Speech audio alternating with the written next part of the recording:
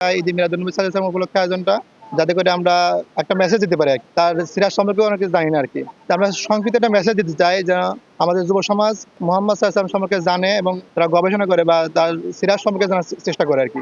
মূলত সেই উপলক্ষে সেই মেসেজটা দেওয়ার জন্য আজকে আমাদের এই আয়োজনটা।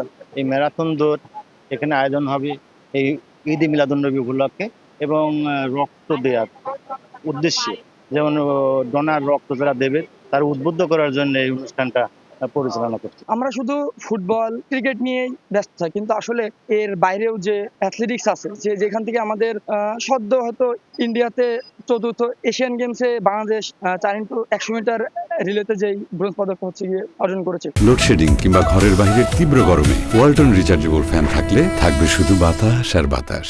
মূলত প্লেয়ার তৈরি হয় আসলে গ্রাম অঞ্চল থেকেই। আমি আশা করব যে এইরকম প্রতিযোগিতা যদি বছরে 2বার দেয়, আমার মনে হয় যে 100 কেন 1000 জন হয়তো অংশ নেবে। বাড়িয়া ব্লাড ডোনার্স কর্তৃক আয়োজিত আজকের এই ম্যারাথন প্রতিযোগিতা মূলত উদ্দেশ্য ছিল আমাদের এই আমবাড়িয়া ব্লাড ডোনার্স যে সোসাইটিটা, এটার উদ্দেশ্য হচ্ছে যুব সমাজকে ব্লাড বা রক্ত দানের প্রতি উৎসাহিত করা।